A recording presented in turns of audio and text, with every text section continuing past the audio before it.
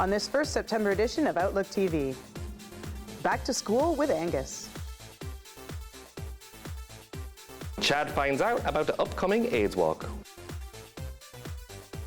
Fringe Festival fun with Angus. And much, much more. Hello and welcome to Outlook TV. I'm Rebecca Wyman. And I'm John Paul Payne. Outlook TV is the queer magazine show with all the stories that matter the most from coast to coast. And we're going to start off by taking you back to school. Those queens are at it again, raising funds. For a school in Vancouver, Angus is reporting. It's back to school time here in Vancouver, and the Junction nightclub is putting on a fundraiser to help raise money for supplies for the kids in the neighborhood. Let's find out what it's all about. No, I can't forget tomorrow when I think of all my sorrow. It's going to be an incredible night tonight. It's a fundraiser for Lord Roberts Elementary School, where we're raising dollars to buy school supplies for children in need this year. And this event, or this whole event, started about 10 years ago with Staples. We do it annually. So tonight, I asked my friend Carlotta if she would host a show for us, and she was just totally into it and thought it was a great cause. Train bangers, stop me in the hall. They want... John Ferry, a very well-known local artist in our community.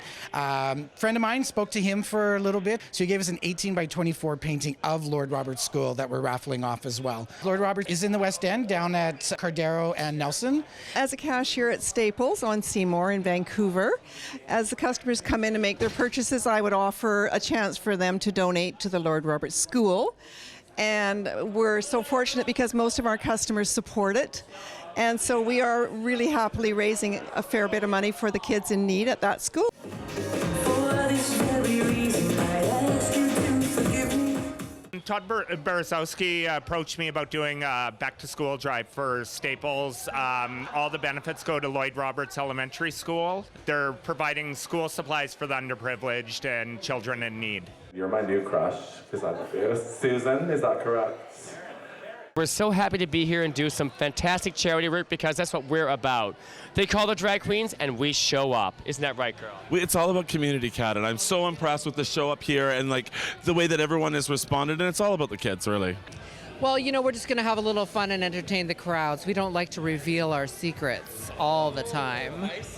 My number's dedicated to the children. I'm just going to do some power ballads.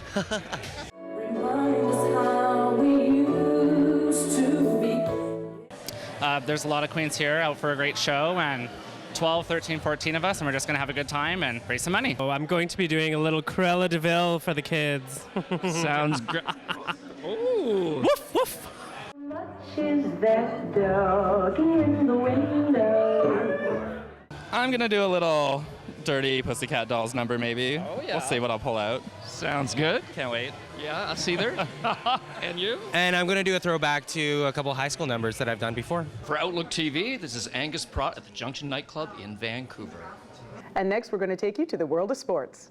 It's Laura up next with a sports update. Isn't this where you say something about short shorts? Oh, I do hope Laura is wearing her short shorts. Me too. Hey, Laura Shaw here. The fall is here and a lot of teams are starting their registration. It's a great time to make friends, get involved, and enjoy yourself doing a sport or even trying a new one. Try your hand at badminton. Absolutely Badminton meets at King George High School every Wednesday. If you like to swim, the English Bay Swim Team meets every Tuesday. You can also get involved in water polo with them every Sunday evening. If swimming's not your thing, how about bowling? The English Bay Bowling League meets on Sundays. And there's also the Wet and Wild Bowling League who meet on Wednesdays. If you like ice skating, the Cutting Edge's gay hockey team encourages people of all skill levels of ice skating to join them. The Gay Volleyball Association is a great way to get a great workout and meet new people. And for indoor sports, try darts for a social night out. Curling can also be a very social night. The Double Rainbow Dodgeball League is a great indoor sport to stay fit. Other interesting sports are rock climbing, and you could join the front runners if you like running. You could even learn how to sword fight, en garde. If you like it rough, the Terminal City Roller Girls is looking for women to join their fun. So no excuses. Get out there and have some fun. Stay tuned to Outlook TV for more sports updates. We're going to take just a little break now. Don't go anywhere, we'll be right back.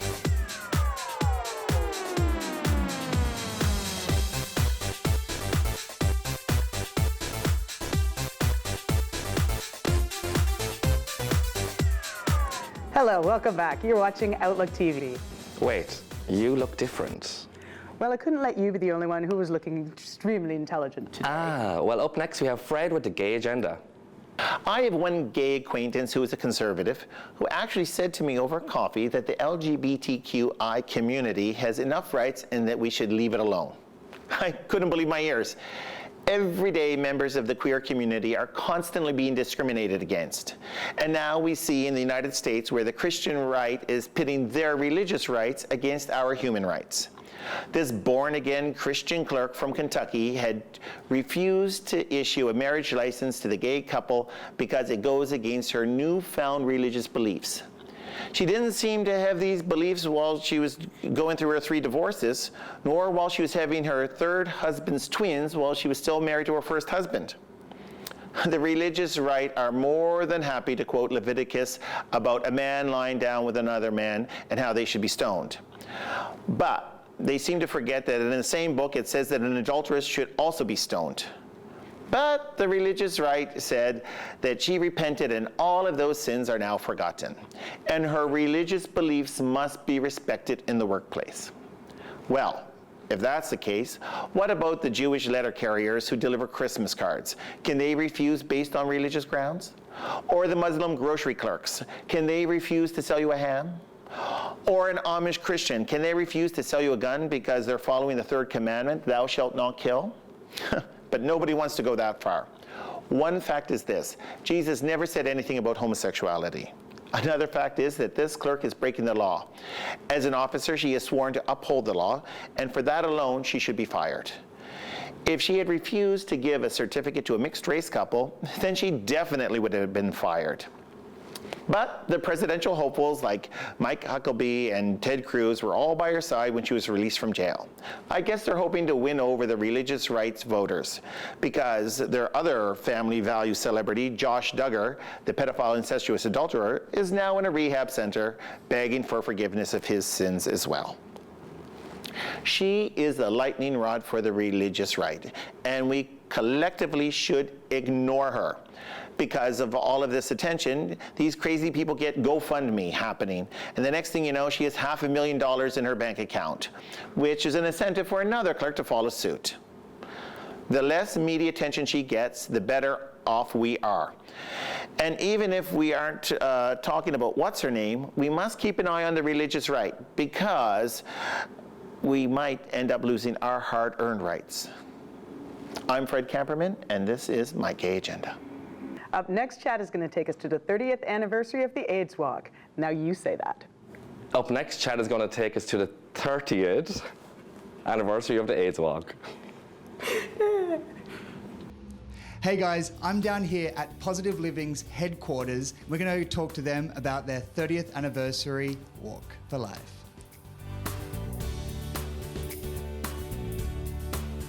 This is our 30th year, and we are very excited. We have on Walk Day a big birthday cake that we're going to be celebrating with. We have the Walk 30th theme. Joe Average did a special edition t-shirt for us this year, which is amazing. And we're going from the fact that we've talked about people living anonymously to celebrating what we have done and where we have come. In the past 30 years, we've raised close to $9 million.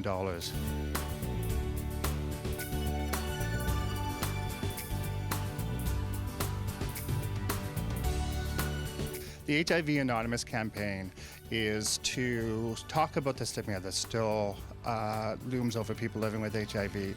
And the solution to that is to come out to the walk and walk with us. And so that the people who are there, positive or not, whether they're out about their status or not, know that there's all these people around who are there to support them and create a community. And we have a new URL this year, walk30.ca. So simple. Go there, you get all the information, but the basic information, Sunday, September 20th. The event starts at 10, the walk starts at 11:30.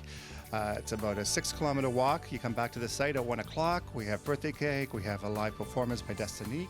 How many times have you walked? I've walked probably about 10 or 11 times, on and off. Sometimes my health has not been great, so I don't attend the walk. But I started my first walk in 1992. It was one of the first time, and then I'm on and off. Sometimes I've also been working, so I haven't been able to make it to the walk. But.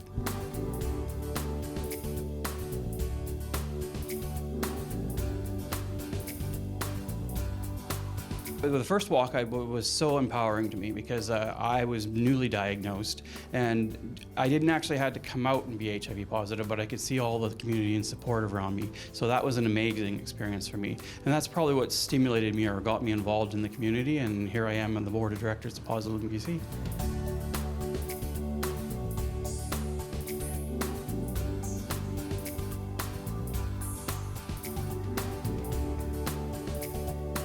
Join us all for the AIDS Walk for Life on Sunday, September 20th. At Sunset Beach. I'm Chad Matthew for Outlook TV.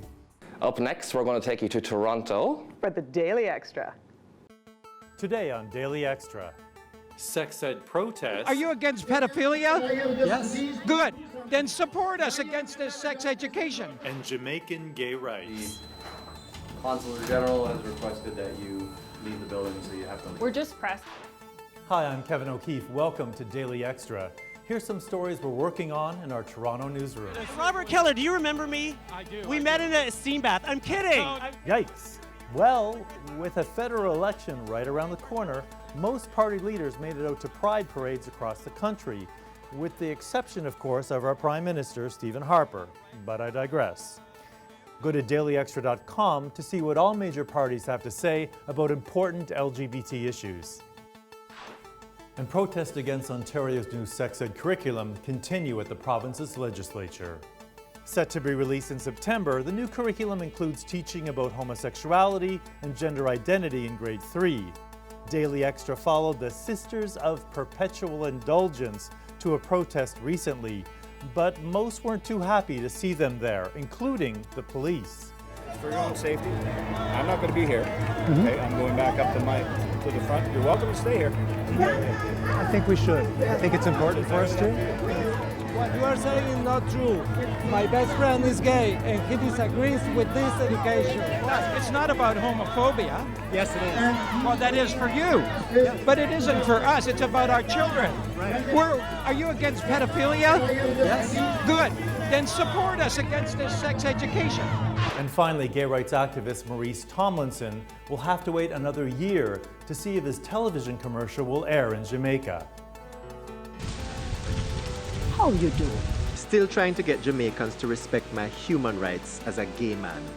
Tomlinson was trying to get the country's Court of Appeal to force Television Jamaica Limited to air his gay rights ad. But they delayed a ruling until February 2016. In Jamaica, homosexual activity is illegal with up to 10 years in prison. Tomlinson recently led a protest at Toronto's Jamaican consulate. But inside, the Consul General refused to comment on the country's law. Instead, the Consul General has requested that you leave the building, so you have to leave. We're just pressed, but we were just wondering leave. if we could ask them a few questions. He's asked for you to leave, so you have Okay. to leave. for more on these stories and other lesbian and gay news, check out dailyextra.com, our Facebook and Twitter feeds, and our YouTube channel, Extra Online. For Daily Extra, I'm Kevin O'Keefe. It's time for us to take a little break. I love your glasses. Thank you. Thank you so much. Thank you. Yours are lovely. Thank you. Don't go away. I wanna stay, I wanna stay, I wanna stay with you forever. Welcome back. You're watching Outlook TV. We should really swap these back, yeah. Oh, I can see. Oh, look at you. I know, I love a good fringe. We're at the Improv Center in Vancouver on Granville Island to find out what's happening at the 2015 Vancouver Fringe Festival. 3, 2, 1. Every ending there is a new beginning, and I, guilty, shall go on alone. Me, myself, and I. This is supposed to be about me.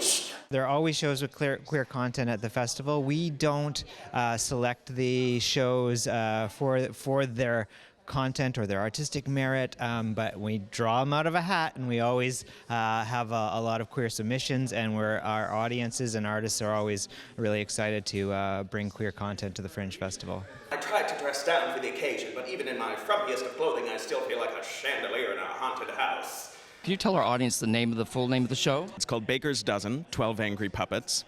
And it's basically this guy. You can't tell right now, this gal in this instance, but everything comes off. The nose, the eyeballs, the wigs, everything like that. So it's just a blank head, and then I use the one puppet and a briefcase full of eyeballs and noses and wigs to create 12 different members of a jury. So why are these men dressed like they're managing a Red Lobster? It's all just so pedestrian.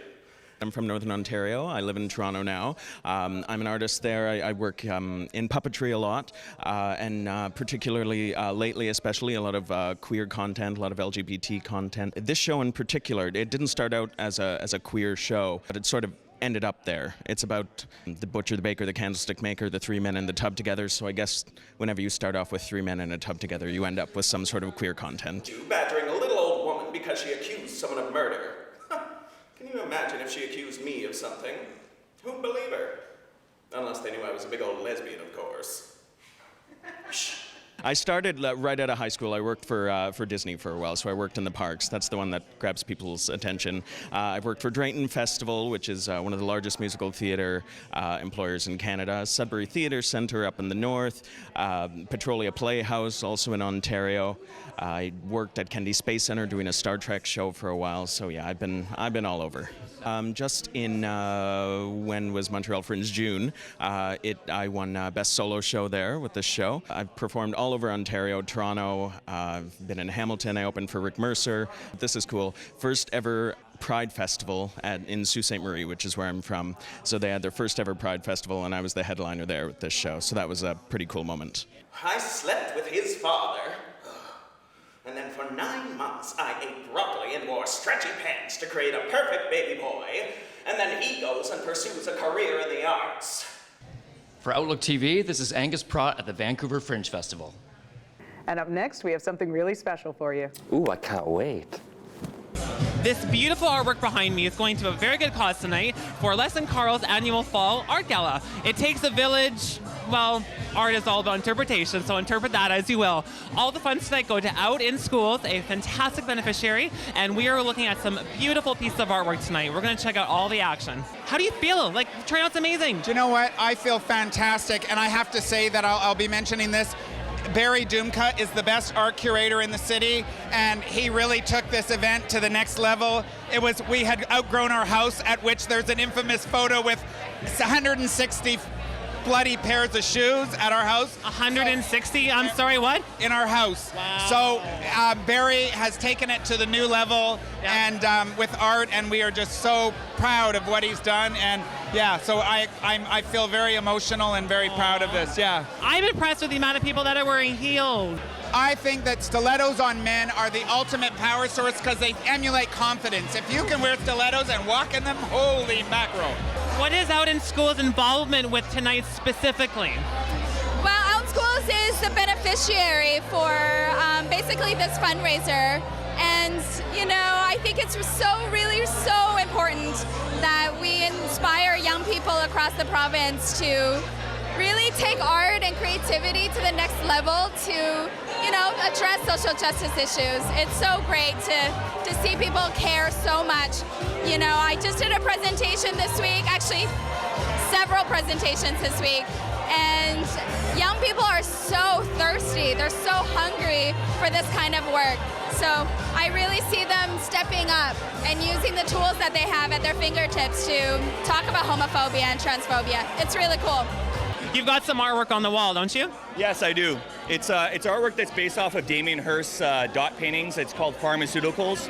And I thought I would pay tribute to Damien Hirst by, I guess, teabagging his work. How does it make you feel to be a part of the art and a part of this event tonight? It's an honor to be a part of this because this is the second year that I've been a part of this, and the anti-bullying and just to kind of let yourself be who you want. Spectacular artwork, local talent, cocktails, all going for a good cause. Well, it just doesn't get any better than that. and the night is just beginning. And tonight, not only am I performing, but I'm also doing the auction. That's what we're doing tonight. We're raising money for Out in Schools. Well, with such an amazing turnout, that goal of $30,000 was quickly surpassed by a total amount of $54,000 raised for this evening's gala. For Outlook TV, this is Skylar Bear. And up next, we're going to take you to a music segment. It's Brazilian. Ooh. We're here at the recording studio to interview Saulo Davis about his new album. What they say, what they say, what they say, what they say. So Young, Wild and Free is my newest venture.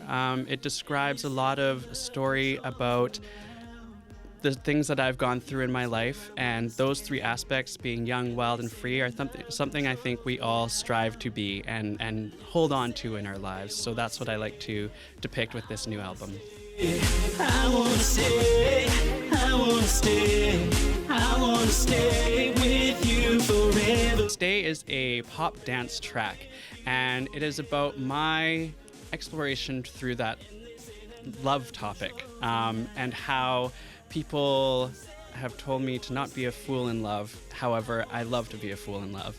And I think love is about exploring and finding yourself with another person. And I think there's a lot of magic in that. When we're alone, feel my heartbeat.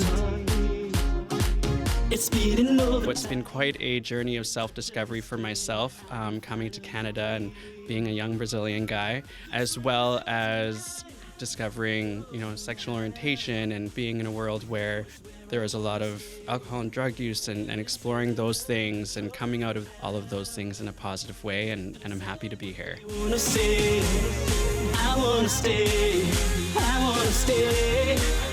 The age group that I aim my music at has not been typically one single age group. I've found that people over varying ages like my music, which is great. You're the light in the darkest part. Set a fire. A message to the LGBTQ community from me would be just to be yourself. I think in terms of being an out male, I think there was a definite struggle with me whether I was going to represent my music that way or not. Being in an industry that, there's not too many people that actually do that. But you know what? Do it. I'm gonna do it. Why not? Because you just have to, at the end of the day, be who you are and be true to yourself, and that kind of courage and that kind of strength really comes across to people. So any artists out there who are writing their music or tailoring it to not quite represent who they are, represent exactly who you are, because people like honesty and people like to see who you are. I wanna stay, I wanna stay. This is Gary Wolfeder for Outlook TV. Unfortunately, that is all the time we have for this first September edition of Outlook TV. If you want to volunteer, you can join us on Facebook, you can follow us on Twitter, and you can check us out on our website below. Definitely check us out. Thanks so much for joining us. I'm Rebecca Wyman. And I'm John Paul Payne. Stay fabulous, Canada.